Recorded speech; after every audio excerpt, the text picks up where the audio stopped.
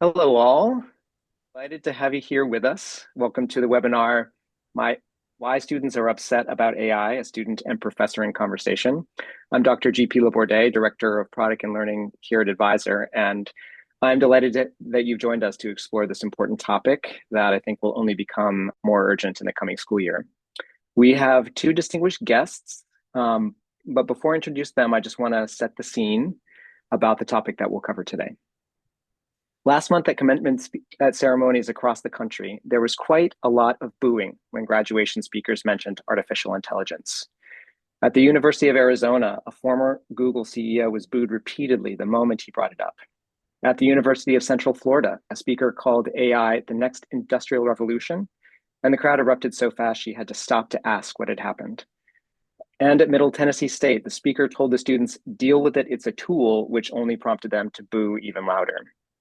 I think it would be easy to read all of that as a generation rejecting the technology, but there are enough conflicting signals in recent survey data that we wanted to dig in deeper to this trend in our conversation today. Some recent stats from those explorations. Nearly 6 in 10 young adults say AI is a threat to their job prospects. Among graduating seniors, concern about AI's effect on their careers jumped to 62%, up 44% from just 2 years ago.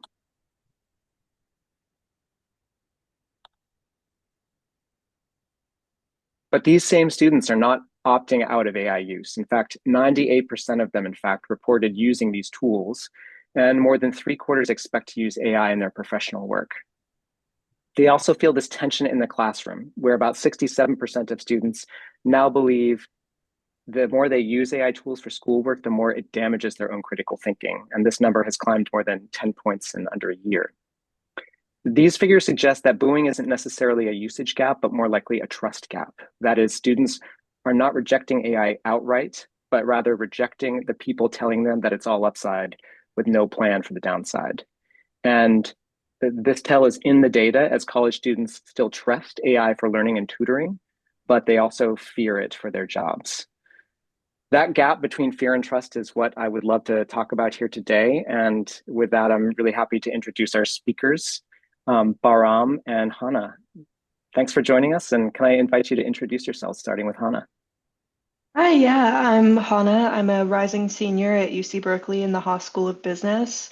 I have a double major in interdisciplinary studies where I focus on loneliness and Gen Z.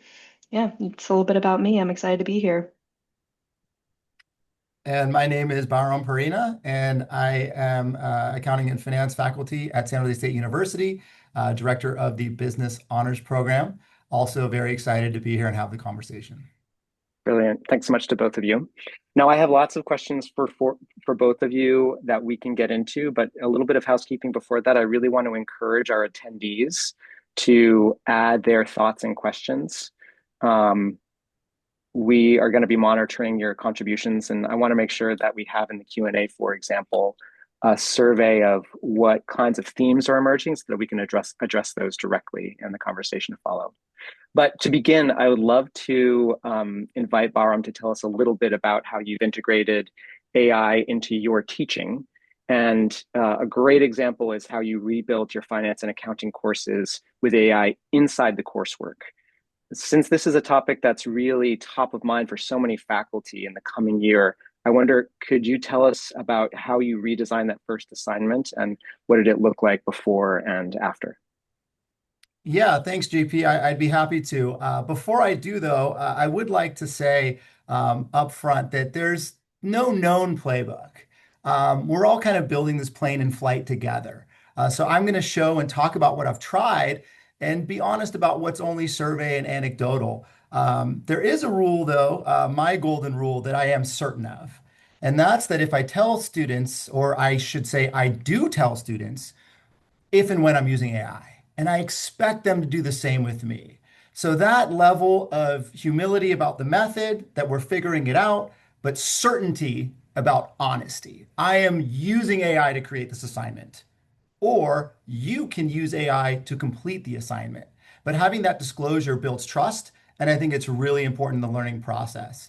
The other thing that I believe to be true is that the concept still must come first. before any AI. You have to master the machinery always. Subject matter expertise is not less important now, but it's more important now, now that we have AI. To address the boos before I go into my examples, I believe that students are feeling unease. I wouldn't call it outrage, but I would call it unease. And for that matter, faculty are as well. I could argue that the CEOs of the foundational AI companies are also feeling unease. So there's a lot of that going around. Uh, and I don't think students are anti-AI, but I do think they're pro-learning. So let me explain a little bit about what I've done in a few of my courses. So two, maybe three examples, and then I'll break from it. The first one would be in my Business 170 course, and I can, I guess, give a couple examples here. So, a core concept is time value of money. And in the past, I would go straight into discussing the topic, using the calculator, using Excel, where students would plug in the answer and get an output. Now, whenever you want to engage students, it's very important to be able to tell a story. So I could say, well, GP, if I lost a bet to you about the World Cup and I owed you $100, would you rather I paid you today or a year from now? And then they're going in the concept, rather have the money today. Now, the problem now is that AI plugs the formula too. So a right number can be hidden under any kind of understanding. So I looked at sequence and I start students with the sequence of arithmetic and then on to algebra once you understand the concept and can communicate it. Only then do we go into calculator and Excel. And then once they've mastered the machinery, you can then bring in AI. And again, with disclosure the entire time, we are not using AI. When do we question AI? And when do we leave AI out? And that's Michael Taubman's framework. I want to give him credit for that. But we should always be thinking about those three things. So the before was very much, let's do it, find out the right inputs, put it in the formula. The after is, let's start with a story. Let's start with arithmetic. Let's move on to algebra and then incorporate calculators, Excel. And then after that, let's use AI. Because a lot of the times the AI might get it wrong, and then figuring out what the AI did wrong is now as important in the learning process as the output. And you can't really talk about an output of AI unless you understand the machinery behind it. Now, another example, and this is the one that really broke my Business 170 assignments, was a discounted cash flow analysis. Before, I would create a spreadsheet because that's an honest way to grade it. You have to know every line and every item that goes into a DCF in order to complete and get the right output. But now AI in 30 seconds can build a very clean, beautiful DCF. So the after and what it looks like now is that AI can draft the DCF and it's up to the students to break it, annotate every fix, and defend it. Even you can look at prompt history for how students are looking to break it. And so the output becomes table stakes in a lot of these assignments, and the judgment really becomes the assignment. You can fake a spreadsheet, but not a defense of it. And that can be a live defense, but it could also be a written defense in which they explain what the errors are. And I know a question that's going to come up. Well, what if they ask the AI to find the errors?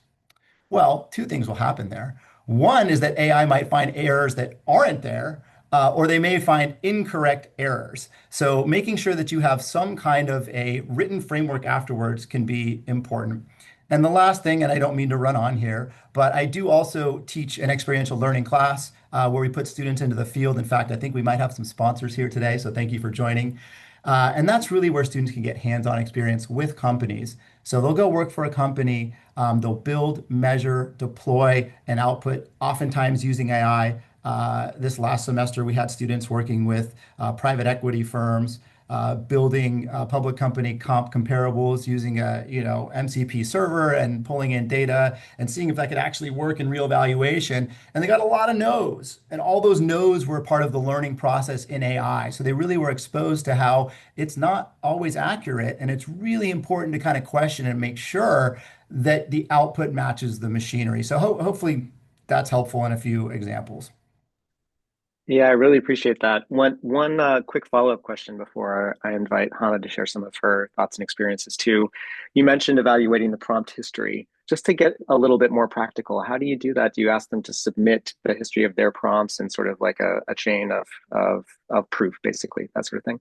Yes, so that's one way. And now live is probably the strongest version, right? But the defense can be a short written one. It can be prompt history. The student has to also commit to specific reasoning. So that's somewhere that AI can't necessarily step in. So in the prompt, you see how the student is reasoning.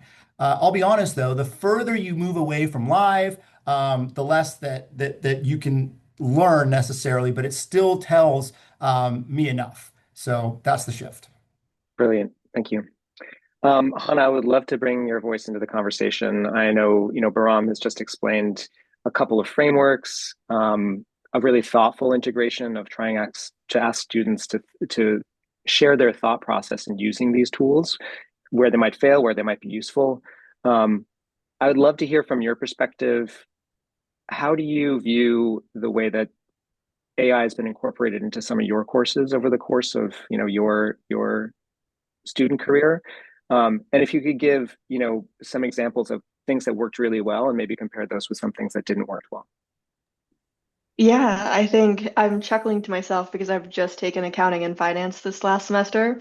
So I'm like, bro, like I've experienced what your students are experiencing almost like word for word.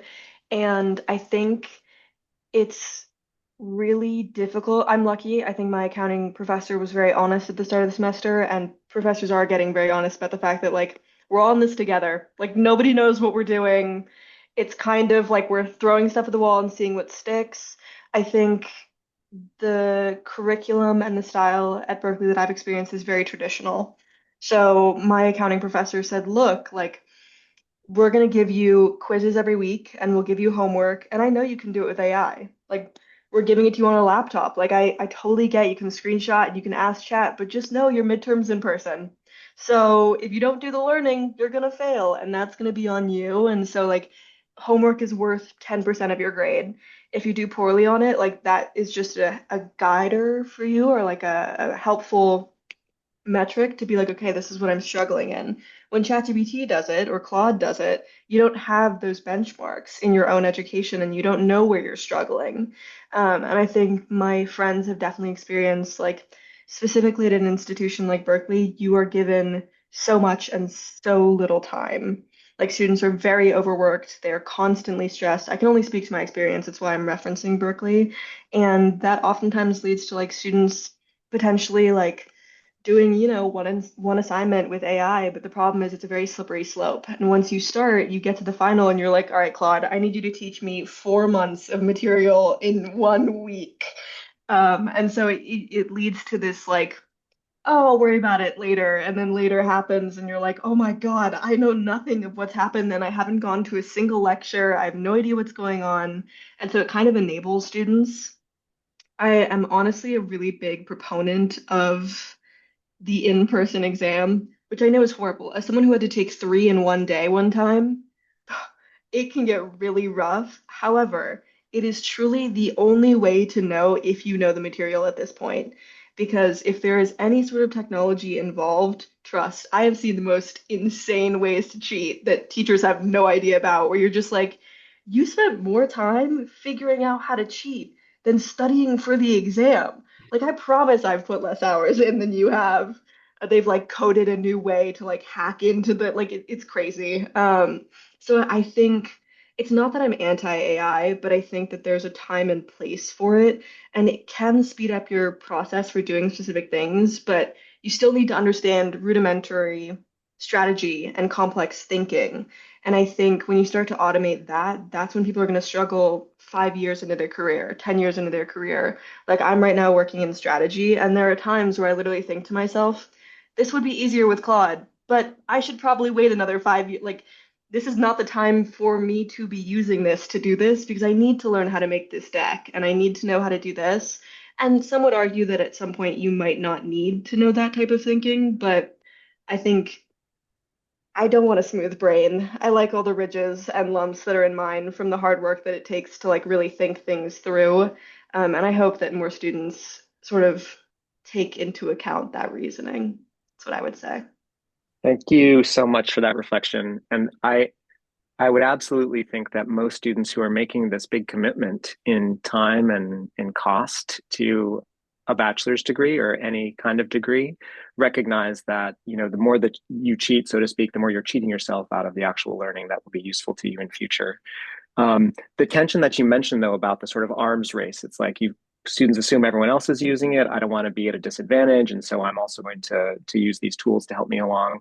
Um, I think that gets also to a question of how we're designing assessments, and this is a big topic of my work at Edvisor too. I'm wondering, Hannah, can you speak to any changes in how things have been given to you as assignments? The in-person, for example, like that's a great example, but are there other changes that you Oh, want to describe that have worked well? oh boy, do I have a story. So I took a class, I want to say a year ago. It was social theory of Marxism versus liberalism, very Berkeley. I was pumped. I was like, this is why I came to college. It's to fight with some junior about like why China didn't work. Like I was so excited. And we were told in the syllabus it was gonna be two papers and one big final. Fine. We do the first paper. I love writing. I Writing is one of those cornerstones of who I am, and I really stand on the fact that I think I'm a good writer. And so we get back all of our papers, and we all see that we have B's. And I'm like, okay, it's not that a B isn't a good grade, but I was like, I poured my blood, sweat, and tears into this thing. This is 8 hours of my life.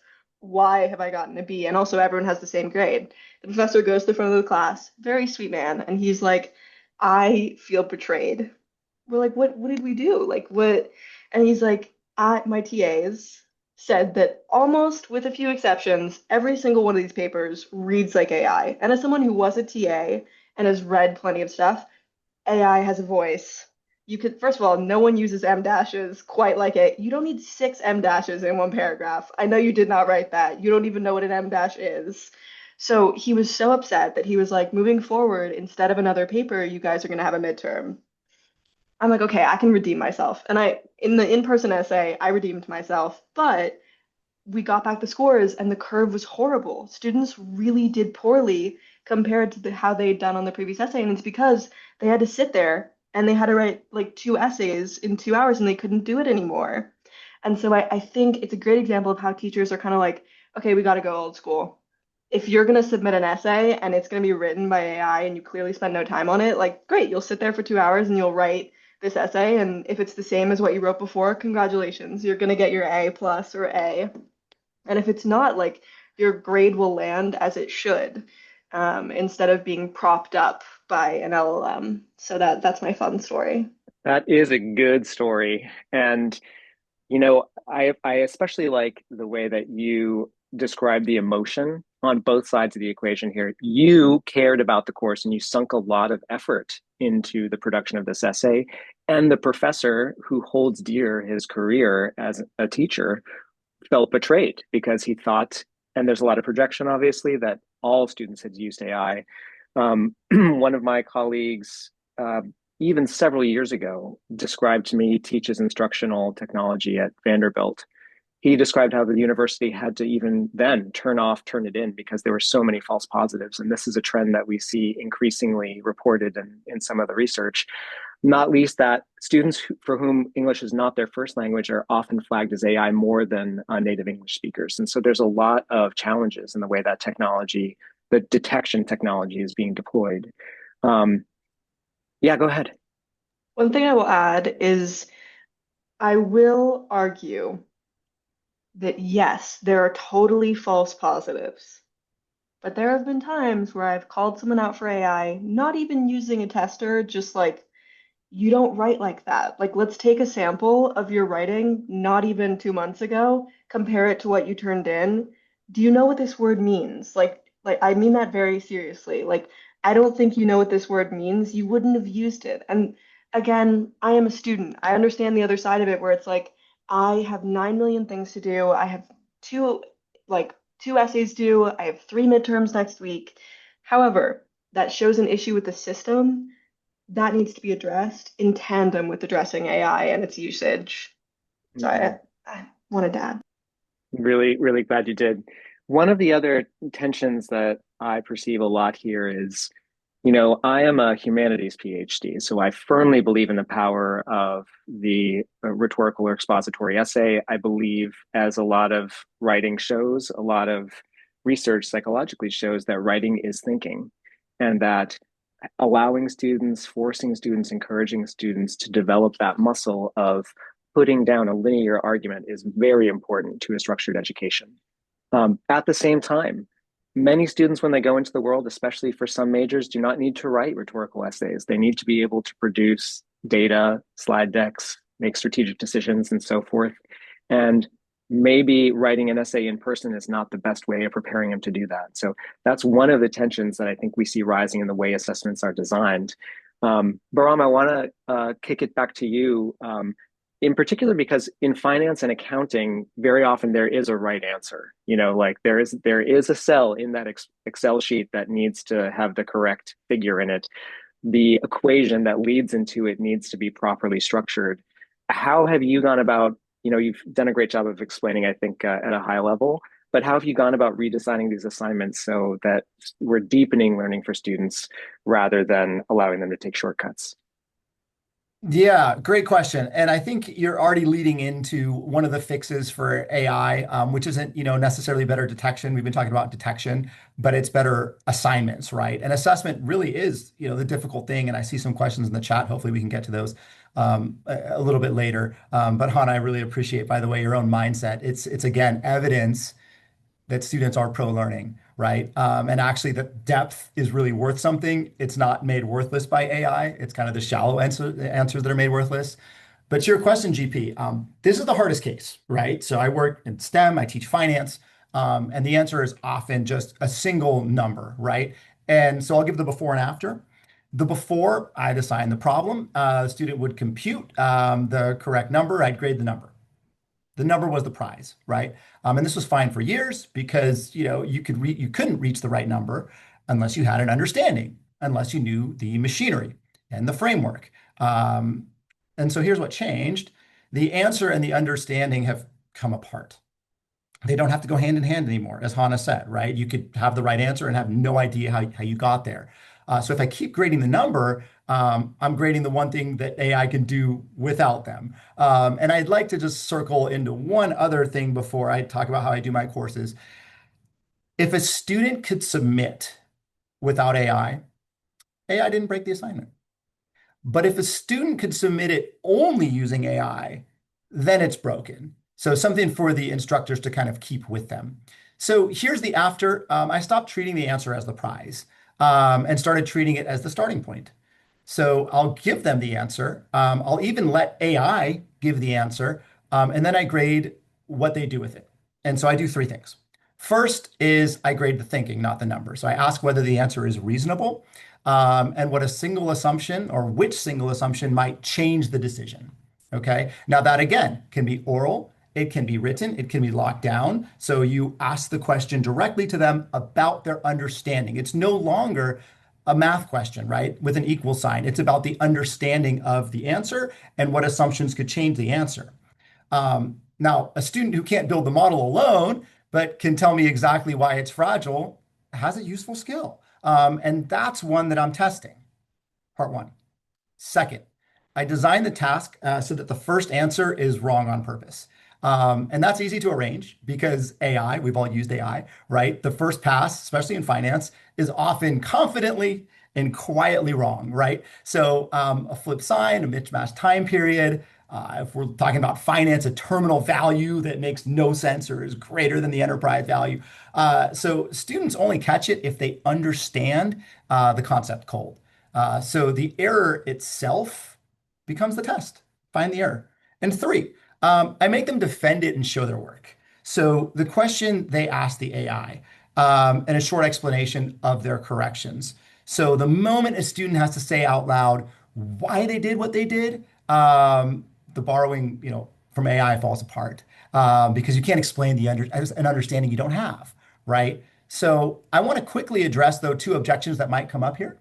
The first is, can't a student just point the AI to the model and ask it to find the mistake? Let them. Okay. AI critiques is just as confidently and quietly wrong as its first draft. So again, it might not catch the error, or it might find something that's right and call that an error. So they're judging the critique, which again I think is the harder skill. And then the second is that doesn't this only work if I can sit with it with every student? And the answer there is also no. And there was a question in the chat about live, et cetera, and maybe we can touch on that in the Q&A. But the answer is no. So the defense can be short closed, write up, or built on numbers unique to each student, or recorded one-on-one follow-up. So there's several different ways that you can get there. And this is what I've tried. Brilliant. Thank you for sharing. Um, we're going to have a few more questions with our panelists, but I will also say that we'll move into the Q&A in about 5 to 7 minutes. And the reason I want to do that is so that we can wrap before the hour. One of the missions of Edvisor is to help faculty win back some of their time. And so we're going to give you back some minutes at the end of the hour, aiming to wrap at about 12:45, 3:45 Eastern. I do want to address, as again, a humanities writer, one of our gracious anonymous attendees writing that plenty of scholars use M dashes that much. M dashes alone are not a surefire sign of AI generation. And that has been one of the painful developments, I think, in the way that we write online. There are certain turns of phrase that certainly I'm familiar with from reading great works um, of philosophy or of art history or of history writ large.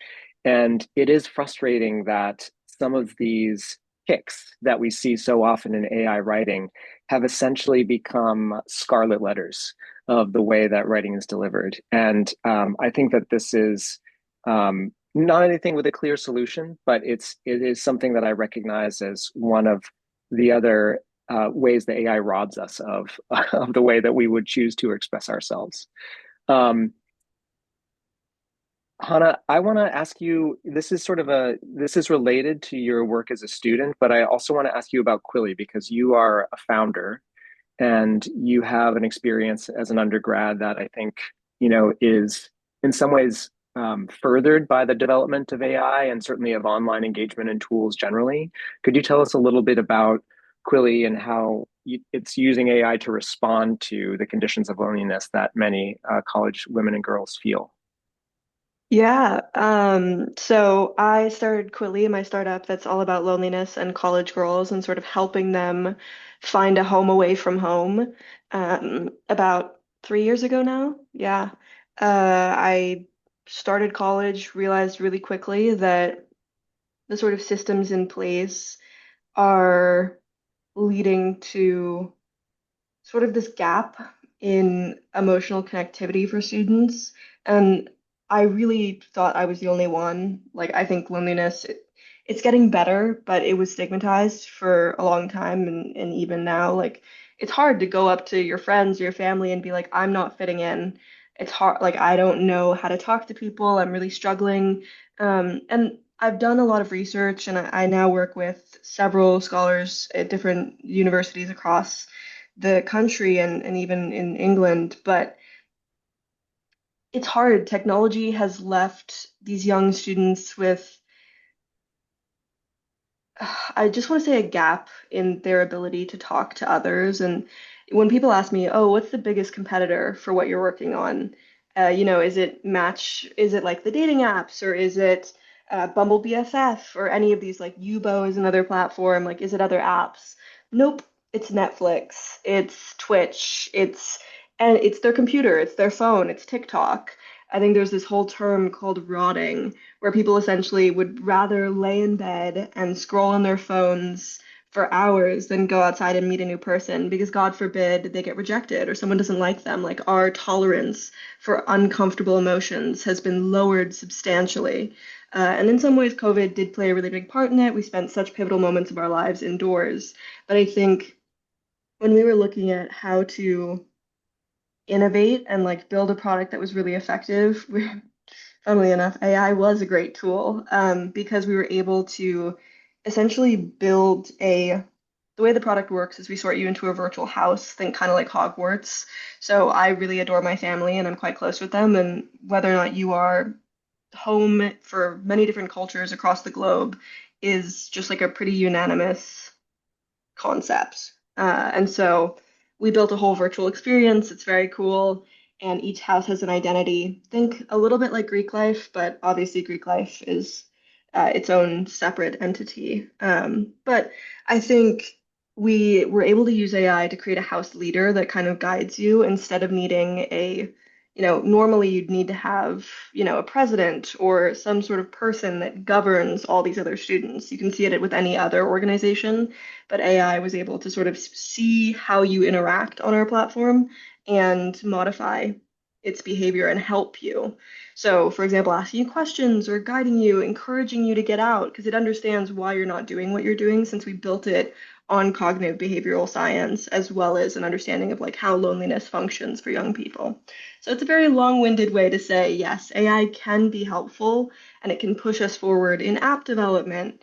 And, just technically speaking, it's incredible. It's crazy that we can do things now that it used to take months, if not years, to build an app, and now you can do it in a week. I'm not saying it'll be the best app you've ever been on, but like, the speed at which we're able to do that has increased. But I think it's hard to think that like, oh, we're fixing the problem with what was caused by the problem. I don't Yeah, know. this is a paradox that has occurred to me very often, and I don't mean to be overly rosy when I say that the way that this technology and the tools it's built on have pushed us actually to come more together as humans to have structured conversation or to socialize because we're feeling a more acute sense of loneliness. I think about, you were mentioning the sort of in-person oral defense. And as a shameless plug and advisor, this is a tool that we built because we recognize that this is something that is a really effective way of asking students to show their thought process live with their own spoken words to demonstrate that they have the capacity to marshal these different concepts, vocabularies, and logic. But my experience in seminar was getting around a table and talking about a text that everyone has read more or less to different degrees, but having a real in-person conversation where people rely on the same source material, but also bring diverse perspectives to bear. And I remain optimistic that the way that AI has shifted to use the term that both of you did, the separation, so to speak, of the answer from the learning behind it. It really encourages us, pushes us towards these human interactions in a potentially positive way. So as we move to a close of this section, Bahram, I think that this is a good opportunity to move into that good question from Lynn Yeah. about how to design for async courses. But I'm wondering if you could tell us a little bit about the San Jose State pilot and how using the AI course pack was able to show some differences either in learning gains or in engagement. What surprised you most about how students actually used it, and what are you planning to do differently the next time around? Okay, yeah, great. So you're referring to kind of the Edvisor course pack, which I did use. I've been using it for several semesters now. Big shout out to the Edvisor team. I think you guys are doing the right thing and building where students won't skip the learning. You have a focus on that. So proud of the leadership team there, first of all. Um, the gains were real, GP. So, but I want to be clear that the numbers are Edvisor's. The own self-reported numbers. They're not my controlled SJSU results. So I need to say that up front. For me, the score wasn't the surprise. It was who used it.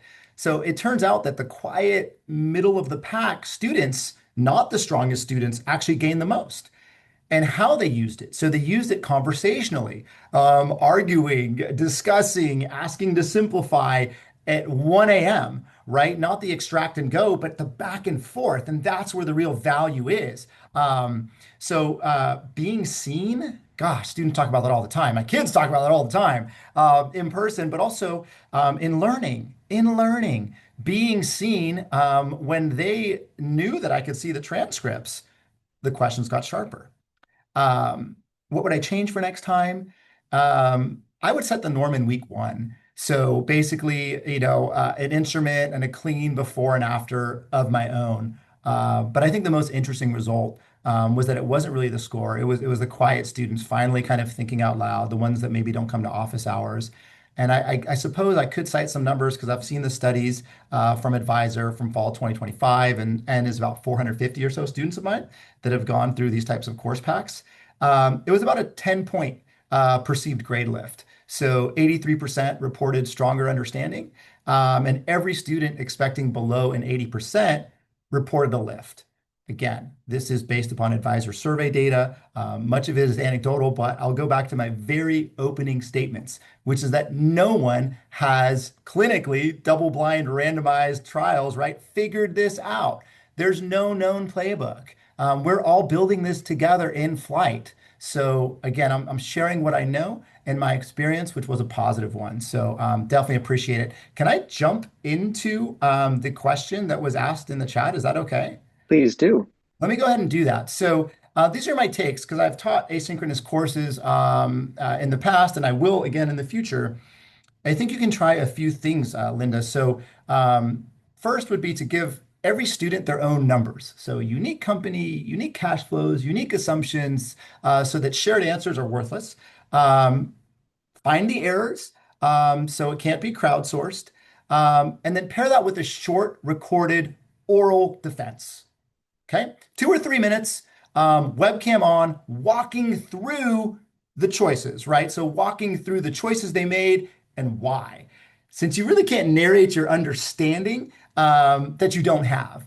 Another thing which you could try, and I think I've done this in my courses before for asynchronous, and this is a psychological principle, but you can have a first person future tense active pledge that they sign.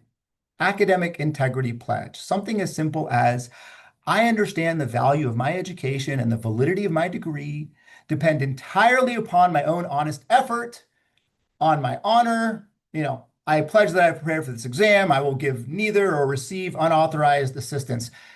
Doing that in week one, doing that right before the final exam makes students think. So those are some things that I think you can try. Thank you for sharing that. Similar kinds of dynamics at play in another one of our collaborators' studies. He published actually before we had started working with him, but this was at Florida Gulf Coast University, wherein he started foregrounding the expectations about AI use, and even before every assignment, asking students to recognize that this was an agreement that they were entering into, really trying to reinforce the sense of trust and transparency between the teaching staff and the students. And they found that again, this is sort of based on detection, both from live human readers and also from some of the detection tools for AI writing that we've seen. But they were able to see that the number of students whose percentage of AI use was detected actually went down substantially, like 97% compliance with students after they had agreed to say, no, I need to declare when I use AI because of all the reasons XYZ. And those can be the ones that you frame as, Bahram, you've chosen, I think, a really strong framing that gets students commit to learning. That's really good tact. But keeping these things top of mind and reminding students at every turn, this is something that I've done a lot in my teaching. At the beginning of the course, in the middle of the course, and at the end of the course, this is why you are in this class. These are the goals that you've set for yourself. And here's the outcome that you yourself desire when you exit this course. That kind of presence and reflection, instead of having students just go through the material for grades, does wonders for participation and engagement. And the last thing I'll say about engagement is one of the strongest indicators that we see. One of our big goals really is to help those students who are demographically at highest risk of DFWs, Ds, Fs, and withdrawals. And we've seen, to echo some of what you mentioned about the survey data, Bahram, is those students who are greatest at risk are the ones that felt most empowered by tools that allow them to ask follow-up questions or that provided multimodal ways of learning. So an audio overview, for example, or translation availability within the textbook. And students who felt like they belonged, like I belong in this class, people care about what I have to say, that kind of reporting correlates the strongest with success in the class and actually persistence through the end of the degree and good degree outcomes. So that's a big goal that we have for ourselves, but I think that there is at the population level a lot of good to be had there. In the meantime, I would invite anyone who's still burning with a question to drop it into the Q&A right now. And I, of course, as I mentioned, have others that I can pursue right now for the next few minutes before those fall in. So let me go to maybe sort of a thought experiment for Hannah. If there was a way that you could get a faculty member to change how they brought AI into a course, what would it be? Or what should they stop doing if there are bright lights for you about the way that AI has been integrated that you feel have not worked in this crazy phase of experimentation that we're all in?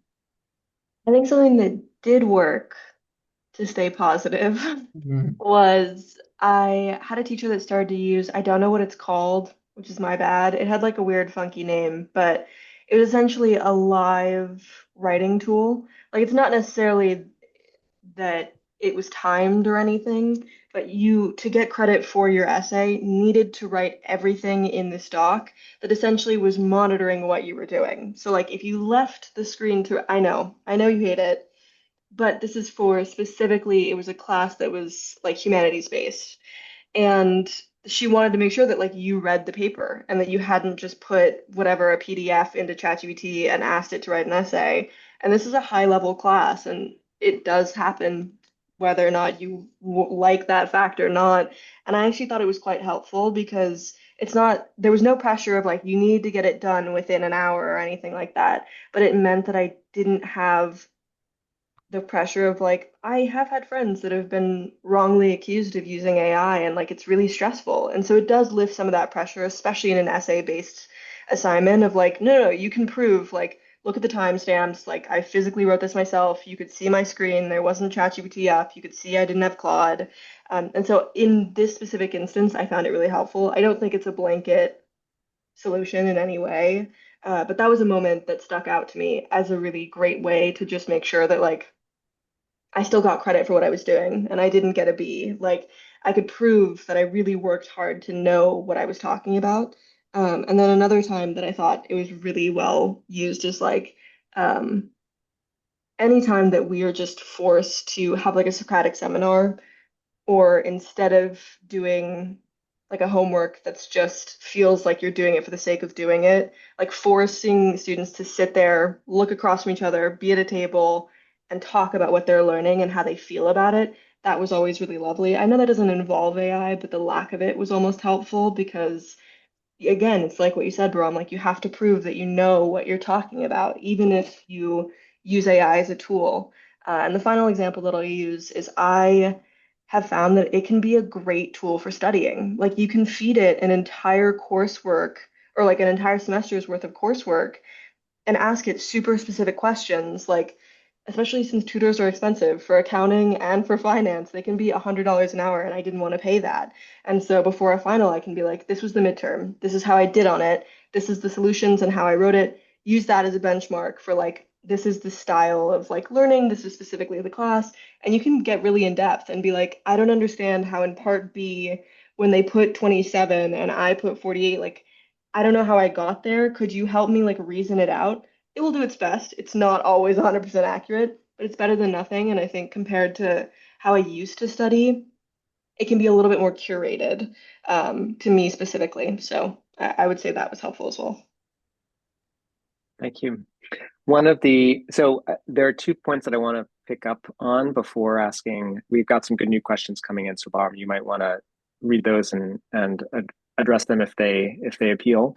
But I will say one of the things I really like about those examples, Hannah, is that as I often tell faculty members that every class is so different. Not only every field, but every discipline is different, but every individual class is different. And so that is in a sense maddening because the kind of variation that it takes to come up with different assessment modalities or teaching modalities is a lot of intellectual and time cost for faculty members. But certain things that work for finance and accounting clearly don't work for an art history class and vice versa. And so having faculty experiment and play and have a dialogue with students about what seems to be working is, I think, a really important component of this, because things that work for one course will not work for another. There are definitely copyright and IP concerns, and that is, I almost want to make that the subject of another one of our webinar series. So if the anonymous attendee would like to email me directly and say, would you like to join us for one of those webinars on the copyright and IP concerns that are raised by all of these issues, I would love to crack into that. I think that is a very live and important topic. But maybe we'll conclude by addressing, Hannah, did you have something to add? I was just going to Please. say, if you do, please invite Doug Leeds. He is my professor, and he created RSL Media, which is the company who just spoke at the UN to hopefully sort of address this head on and give people credit where it's due. So I was like, he would love this. I totally agree Brilliant. with that issue. Brilliant. Thank you. Okay, so Yash asks, if we take a step back, considering the tools and capabilities at our fingertips, how does the value and goal of higher education change? Does it change? If being able to evaluate AI output will help determine a student's success, what needs to change about what we're teaching and why we're teaching those things? So the biggest question for last, Bahram is going to bring us home with a brilliant summation of this big, thorny, really existential issue for higher ed. Take it away. So it's a great question. I'm going to Mm-hmm. try to reach that nice setup there. Yash, I'm glad you attended. Thank you for your hospitality on Monday, by the way. Look, the goal doesn't change. Higher education was always about building judgment, not delivering content. But AI strips away the busy work that lets us kind of pretend otherwise. So the thing that we use to treat as a byproduct is now the whole point. Okay. What changes is the syllabus. So we stop teaching students to just produce answers that the machine produces, right, for free. Still wrong 30% of the time, right? And we start teaching them to interrogate, stress test, decide whether to trust those answers or not. So let me go back again to, follow Mike Taubman if you can. When to use AI, when to question AI, when to leave AI out of the room. But we need to interrogate, stress test, and decide whether to trust those answers. Because the scarce skill is not really any longer making the output, it's in judging. And let me go back to my very original point, though, which is that subject matter expertise still and now matters more than ever. So concept first, understanding machinery first, AI last. So you master the machinery, you master the subject matter expertise before you automate it. Because again, you can't evaluate outputs you don't understand. Hopefully that answers the question. Brilliant. Again, that would have been the topic of an entire webinar on its own, if not an entire edited volume, but I'm grateful to Yash for asking it. And most of all, I'm grateful to both Hannah and Bahram for lending us their insights and experience. This is a live topic. As you say, we're all experimenting together, and I'm so grateful to have thoughtful, reflective people on both sides of the lecture hall, so to speak, lending their voices and opinions to it. So with that, I will conclude our webinar today. Thank you so much for attending. We will be creating more of these wonderful conversations with other students and faculty members. So please sign up for our mailing lists, and don't hesitate to reach out with questions or follow-ups. We would love to hear them. So one more round of thanks for Hannah and Bahram, and have a great day all. Take care, everyone.